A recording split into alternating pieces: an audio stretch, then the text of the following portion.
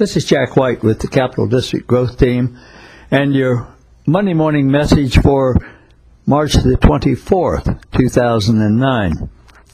Today we are very pleased to have the Governor-elect of the Capital District, Don Dudey, with us. We're recording this at the Potomac Regional Midwinter Conference, where Don was here, and I happened to be here in a program mode role. Don, I had asked him if he would review with us some of his plans for the coming year, growth and membership-wise, and where he thinks that we can do the best good to help clubs. Are you there, Don? Yes, I am. I'm glad to be here. Thank you. Sure. Don, I understand from talking to you earlier that you're going to keep most of the growth membership team leadership in place the coming year. Is that right? That's correct. I'm going to have John Tyner be more or less the tag team super committee chairman, who will oversee the three district club support committees. I believe we're calling that the growth team now instead of okay, we'll change the word to growth team. Having Bill Butts doing the communications and public relations, Art Riley will be the club growth committee, and Carla Moran will be the new club building chair. All right, so that's one change from this year, and that's because Rosemary is going to be moving on to lieutenant governor. Is that right? That's correct. Okay. Now you've got the team leadership in place. What do you think, what do you want to emphasize next year, and what great opportunities do you see during the coming year for growth in the Capital District? Well, I think our opportunities are greatly improving over the years. We're showing a steady growth in new club building from last year to this year, and one of my goals is to try to have one new club built in each of the 8 regions this year. And that's going to be one of my tasks to the incoming lieutenant governors, is to work on a regional basis of trying to build a new club within their region. So that involves identifying the best sites for it and then establishing priorities, which was your first and second and so on. Yes, because we're going to be using the results of our growth summits that we've had this year, and perhaps we will continue doing that next year, and in trying to identify where is the best location within the region that we would have the most success in building a new club. Okay. Once you've got the new club building, what about club growth? How would you propose to go about that? Anything different than we've tried in the past? Well, I don't know if it's any different, but I think the emphasis ought to be that the club needs to have a support mechanism and ideas on how to grow. And I think we're seeing that today, that a lot of clubs just don't know for sure what to do.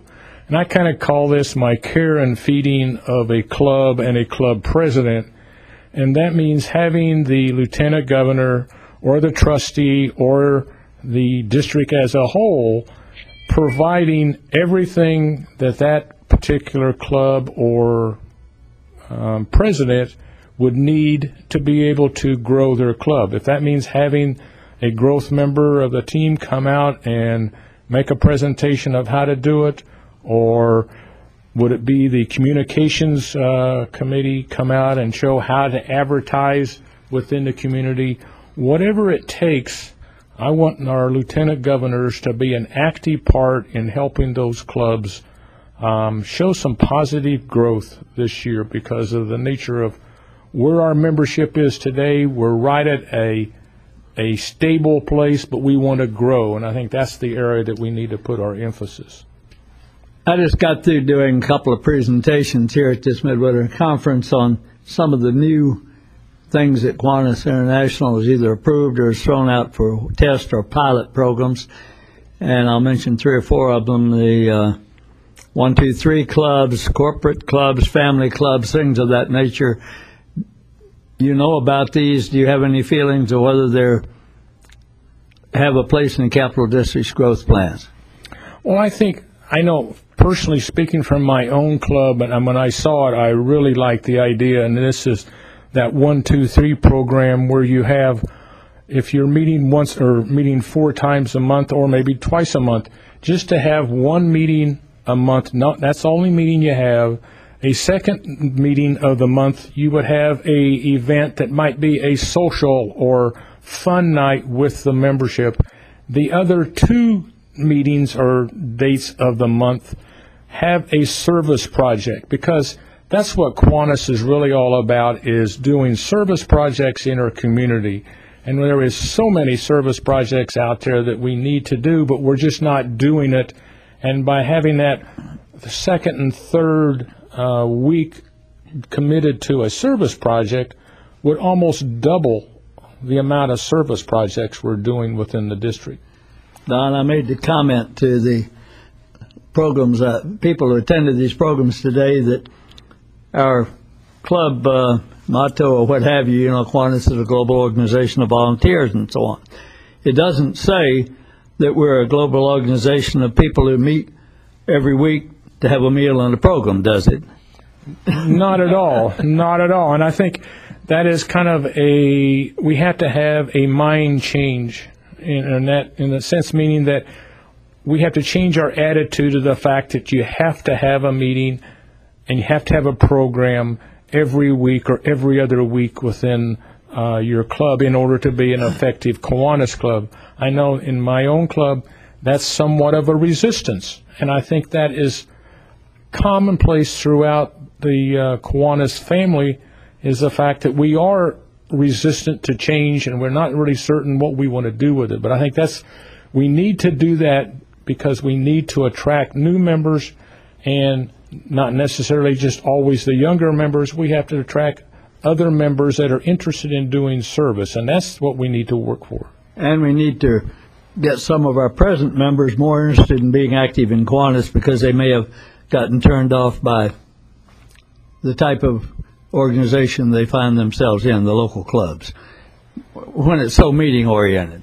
That's very true, but that's going to be a difficult change. But you're right. We just have to look and explore all kinds of ways in which we can get more people involved into the leadership responsibility. Because in order for Kiwanis to be able to function, we have to have leaders. We have to have qualified leaders, and the mechanism is there. If we can just get the individuals to step forward and put a year of their life in helping the club grow as well as helping the community grow.